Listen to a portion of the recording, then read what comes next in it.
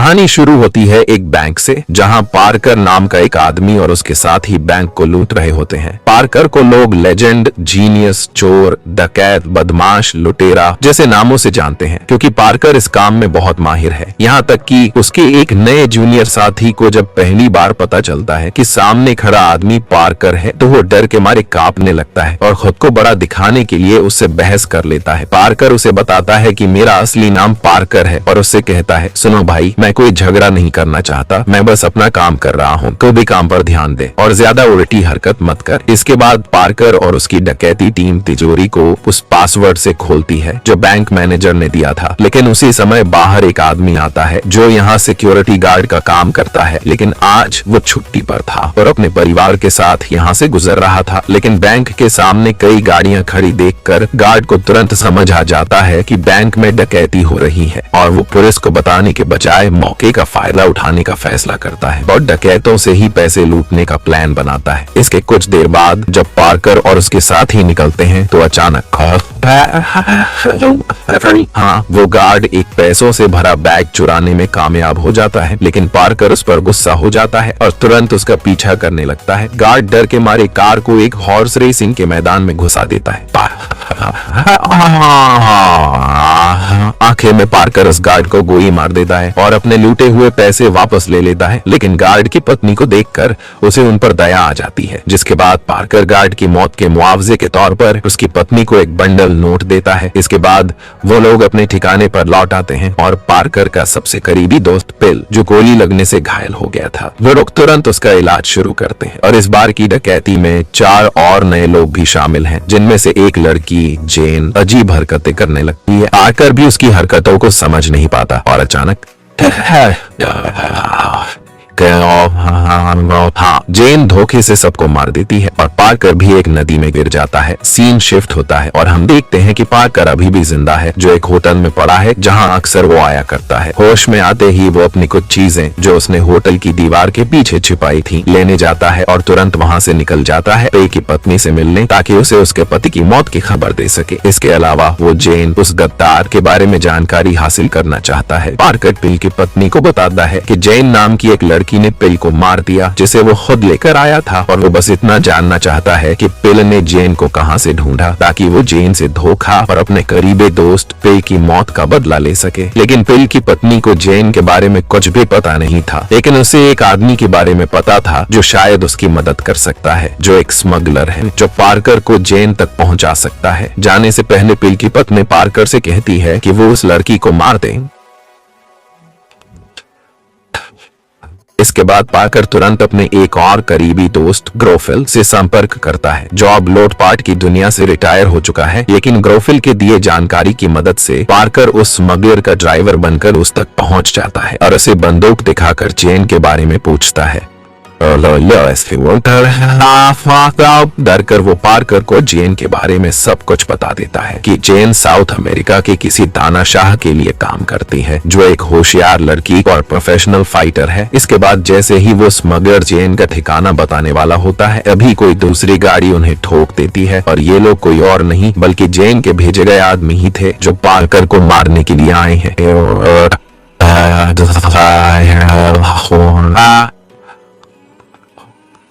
Parker 1 minute से भी कम समय में तो सभी को खत्म कर देता है, लेकिन वो जेन के एक आदमी को वो जानबूझकर जिंदा छोड़ देता है ताकि वो उसे जेन के ठिकाने तक ले जाए। सीन शिफ्ट होता है जहाँ एक खाली इमारत में जेन एक मोटे ताजे आदमी बोस्को के साथ दिखती है। बोस्को के हाथ एक बड़े डकैती की प्लान का नक्शा लग चुका है, यानी कि वो फिर से पार्कर की तरह किसी और को धोखा देने वाले हैं। दरअसल जेन चाहती है कि वो एक ऐसी डकैती करे जिससे उनके पास बहुत सारे पैसे आ जाए। अब मैं आप लोगों को आसान शब्दों में बता दूं कि जेन ने पार्कर की टीम में शामिल होने का नाटक किया ताकि लूटा हुआ सारा पैसा उसका हो जाए, और उसने उसी पैसों का इस्तेमाल करके बोस्को से एक और बड़ी डकैती का नक्शा हासिल किया है। इसके बाद जैसे ही जेन और बोस्को वहां से जाने लगते हैं, पार्कर बदला लेने के लिए वहां पहुंच जाता है और सबसे पहले बोस्को को गोली मार देता है, जिसकी वजह से जेन गुस्सा हो जाती है क्योंकि पार्कर के लूटे हुए सारे पैसे उसने बोस्को को ट्रांसफर कर दिया था और बोस्को के साथ ही उसका अगला प्लान भी खत्म हो गया। इसके बाद पार्कर जेन से पूछता है कि उसने उसके साथ बेरहम की हत्या क्यों की। जेन जानती है कि अब वो पार्कर से बच नहीं सकती, तो वो सच बता देती है। वो बताती है कि उसके देश साउथ अमेरिका में एक डूबा हुआ खजाना है जिसे लेडी ऑफ एरेंटेरो कहा जाता है, जो क्रैश हो चुके जहाज के नीचे दबा हुआ है, जहाँ हीरे और कई कीमती चीजें दबी पड़ी हैं, जिनकी कीमत अरबों रुपए है, जो उसके देश की इकोनॉमी से भी ज्यादा का है। लेकिन उस खजाने को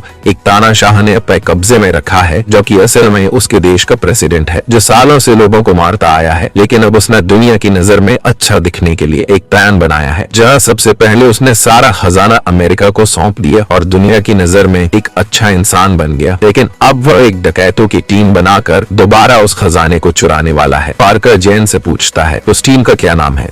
द आउटफिट।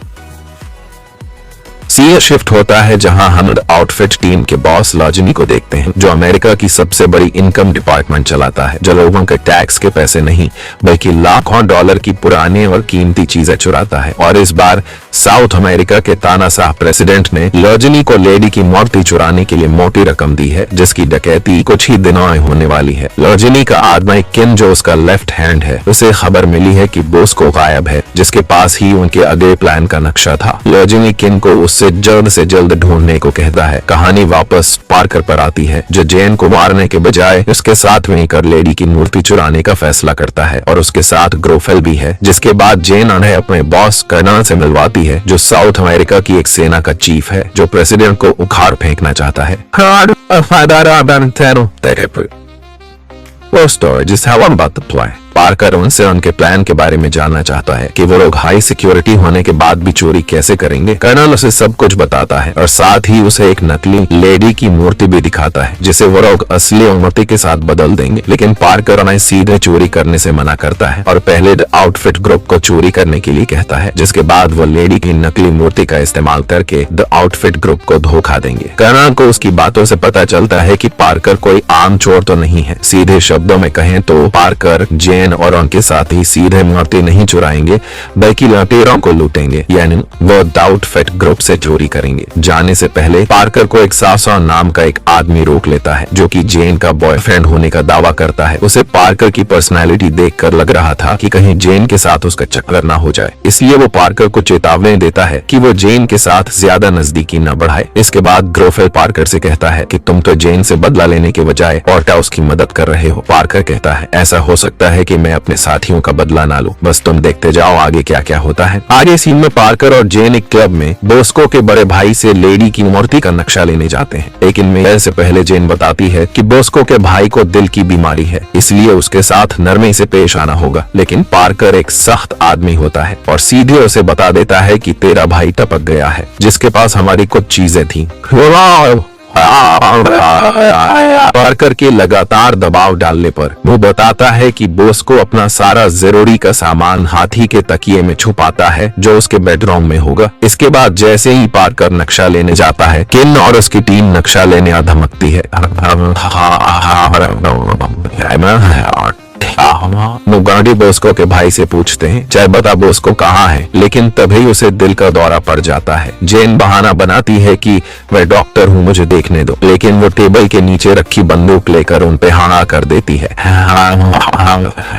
पार्कर मौके का फायदा उठाकर नक्शा लेने बोस्को के बेडरूम में आ जाता है, लेकिन तभी किन भी वहाँ पहुँच जाता है और उस नक्शे के लिए दोहराव लड़ाई होनी शुरू हो जाती है। लेकिन ठीक उसी वक्त पुलिस वहाँ आ जाती है। किन खिड़की से गिरने वाला होता है, लेकिन पार्कर उसे बचा लेता है। लेकिन जैसे ही पुलिस अंदर घुसती है, पार्कर उसे छोड़ देता है, हालांकि वो मरता नहीं। किन के नक्शा पानी में नाकाम होने की खबर सुनकर लॉजनी तुरंत किन से मिलने जाता है, जिसके हाथ पैर गिरने की वजह से टूट गए होते हैं। लॉजनी ये सुनकर हैरान रह जाता है कि इस मामले में पार्कर शामिल है, क्योंकि कुछ साल पहले पार्कर और लॉजनी के बीच एक समझौता हुआ था कि वो एक दूसरे के काम में दखल नहीं देंगे। इसका मतलब है कि अब वो समझौता टूट गया है और वो दोनों फिर से एक दूसरे के दुश्मन बन गए हैं। कहानी वापस पार्कर पर आती है, जहाँ वो जेन और कर्नल को अपनी नई टीम से मिल मिलवाता है जो उसके पुराने दोस्त हैं जो डकैती से रिटायर हो चुके हैं। और से एक का नाम स्टेन है जो गाड़ी चलाने में माहिर है और दूसरे है ब्रेंडा और एड जो वेश बदलने में माहिर है। इसके बाद पार्कर सभी को चोरी कैसे करनी है समझाता है। अक्षय के अनुसार लेडी की मूर्ति एक ऐसी जगह रखी गई है जिसे सरकार बहुत कड़ी सुरक्षा दे रही है, जिसे तोड़ना मुश्किल है। पार्कर बताता है कि वो लोग दी आउटफिट को खुद मूर्ति चुराने देंगे, चाहे वो जैसे भी चोरी करें, और वो लोग चोरी के बाद पक्का मूर्ति को ट्रेन से ही ले जाएंगे और यहीं पर पार्कर और उसकी टीम मूर्ति को उनसे चुराएगी। पार्कर ब्रेंडा और एड से कहता है कि तुम दोनों स्टेशन कर्मचारियों के वेश में जाकर ट्रेन की स्पीड बढ़ा देना, जिसके बाद ग्रोफर ट्रेन की स्पीड कम करने वाली सिस्टम को तोड़ देगा और जब ट्रेन तेजी से चलने लगेगी तो खुद अगले मोड़ पर पटरी से उतर जाएगी और उसी मोड़ पर स्टेन अपने ट्रक के साथ मूर्ति को सुरक्षित जगह ले जाने के लिए तैयार रहेगा। पार्कर कहता है अब 24 घंटे का समय बाकी है, इसलिए सब लोग अच्छे से आराम कर लो ताकि अगले दिन अच्छा काम कर सको। इसके बाद पार्कर खुद अपने पसंदीदा होटल में आ जाता है। हाँ, जेन पहले से ही वहाँ मौजूद होती है जो हर पल पार्कर की जासूसी कर रही है, जो पहले से ही धोखा देने में माहिर है। जैसा कि कहानी की शुरुआत में देखा था हमने, जेन पार्कर को लुभाती है लेकिन पार्कर उससे करीबियां नहीं बढ़ाता और तभी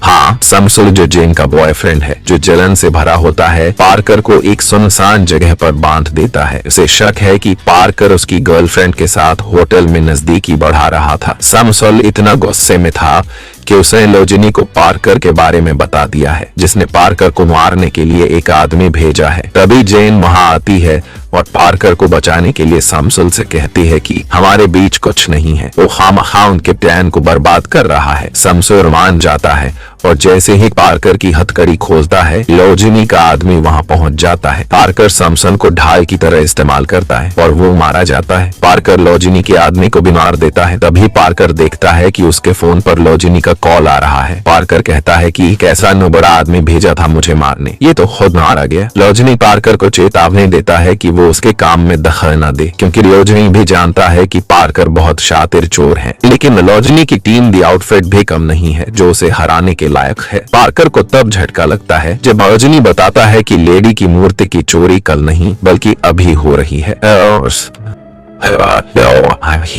ये सुनकर पार्कर तुरंत अपनी टीम को तैयार होने के लिए कहता है। इसके बाद ब्रेंडा और एड स्टेशन कर्मचारियों के वेश में स्टेशन पहुंचते हैं और कुछ देर बाद ब्रेंडा और एड ट्रेन की स्पीड बढ़ाने में कामयाब भी हो जाते हैं। और अब ग्रोफेल की बारी है जो सिस्टम को तोड़ने की कोशिश करता है, लेकिन गलती से उसकी बंदूक गिर जाती है, इसलिए उसे अपने हाथों से काम करना पड़ता है। लेकिन ट्रेन की स्पीड ज्यादा होने के बावजूद भी ट्रेन पटरी से नहीं उतरती, जिसके बाद ग्रोफेल अगले मोड़ पर जाता है और दूर से स्पीड सिस्टम पर गोली चलाता है।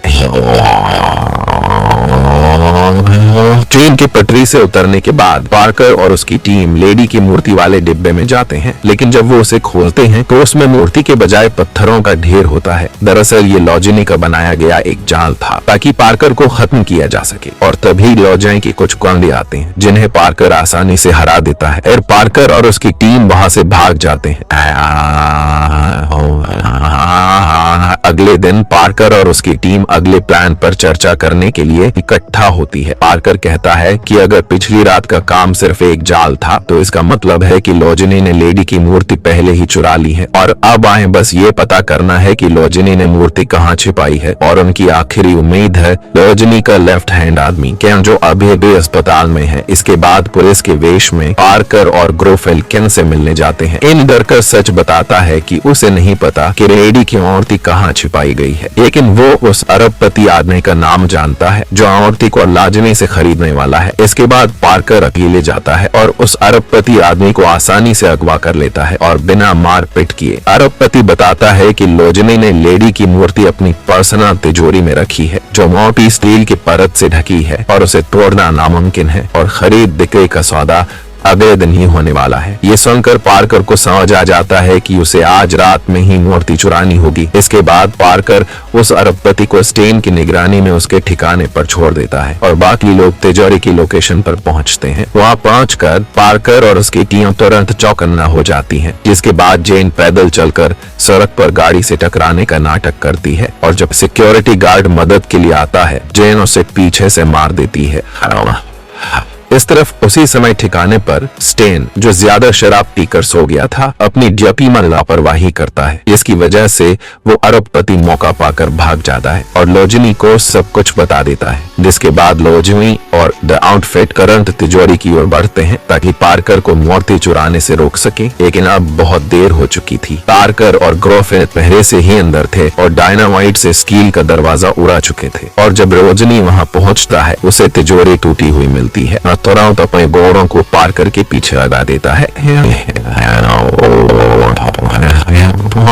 एजे करने के दौरान मूर्ति को बांधने वाली रस्सी गोली लगने से खुल जाती है, जिसके बाद पार्कर उसे ठीक करने के लिए बाहर निकलता है। लेकिन गाड़ी के तेज होने की वजह से वो नीचे गिर जाता है और बदकिस्मती से ग्रोफिन मूर्ति को बचा नहीं पाता, क्योंकि लोजनी के गुंडे उसे पीछे से गोली मार देते हैं और दोबारा लोजनी मूर्ति हासिल कर लेता है और तुरंत ही अरबपति से संपर्क करता है और उसी रात सौदा करने की बात करता है। इसके बाद लोजनी के गुंडे मूर्ति लेकर अरबपति के घर पहुंचते हैं। अब क्योंकि काफी रात हो चुकी थी और पैसे अरबों में देने थे, इसलिए अरबपति अगले दिन दोपहर में पैसे ट्रांसफर करने का वादा करता है। गौड़ा के जाने के बाद अरबपति मूर्ति का आनंद लेने लगता है, लेकिन उसे कुछ ही देर में पता चल जाता है कि औरतें नकली है, जिसके बाद वो तुरंत साउथ अमेरिका के प्रेसिडेंट को फोन करता है और रोजनी पर धोखा देने का इल्जाम लगाता है। लेकिन ये सब पार्कर का जवाबी जाल था। इसके बाद रोजय और उसकी टीम असली औरतें को देखने जाते हैं। एक दूसरी तरफ इधर पार्कर और उसकी टीम पहले से ही वहाँ मौजूद थी और असली रेडे की मूर्ति वाली तिजोरी तोड़ रही थी।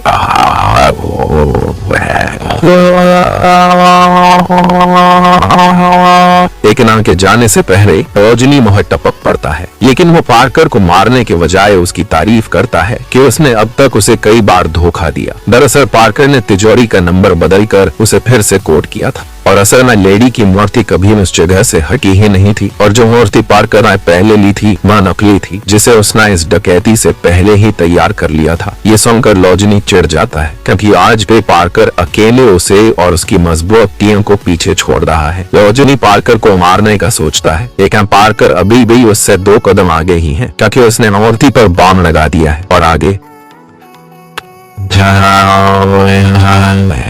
हाँ, लेडी की मूर्ति पूरी तरह से नष्ट हो जाती है और ये पार्कर ने जानबूझकर किया ताकि वो रोजनी को पकड़ सके, जिसके बाद वो उसे मार देता है। इसके अगले दिन हम देखते हैं कि उसकी पूरी टीम उदास थी, क्योंकि इतनी मेहनत के बाद भी उन्हें कुछ नहीं मिला। लेकिन पार्कर हमेशा अपने साथियों का ध्यान रखता है और वह कुछ कीमती हीरे देता है जो उसने लेडी की मूर्ति से निकाले थे। ये हीरे बहुत कीमती थे, भले ही मूर्ति की पूरी कीमत के बराबर न हो।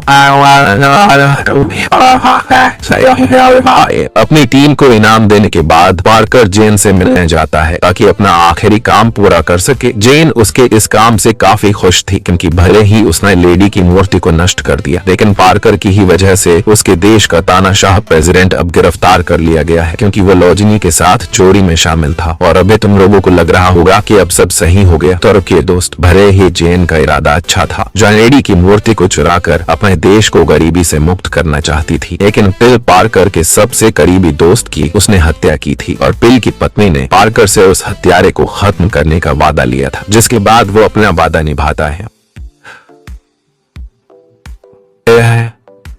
सब कुछ निपटाने के बाद पार्कर पिल की पत्नी से मिलने जाता है और उसे भविष्य के लिए कुछ हीरे देता है। इसके बाद पार्कर ग्रोफेल को अपने दिल की बात बताता है। पार्कर बताता है कि वो अब इस काम से थक चुका है। सालों तक डकैती, लूटपाट, चोरी और तमाम अपराध करने के बाद पार्कर का दिल शांत नहीं है और वो बेचैनी से भरा है और अब वो ये सब छोड़कर भगवान के पास लौटने का रास्ता ढूंढना चाहता है। ग्रोफेल कहता है कि भगवान उन पापियों को ज्यादा पसंद करते हैं जिन्हें अपनी गलती का एहसास हो जाता है। और इसी के साथ आज की हमारी कहानी यही समाप्त होती है, जिससे हम सीखते हैं कि भगवान हमेशा हमें माफ कर सकते हैं अगर हमें अपनी गलतियों का एहसास हो जाए। और हाँ, मेरी थोड़ी तबीयत खराब चल रही थी, जिसकी वजह से वीडियो आने में देर हो गई, लेकिन अब मैं एकदम ठीक हूँ। तो चलो मिलते हैं एक और दमदार कहानी।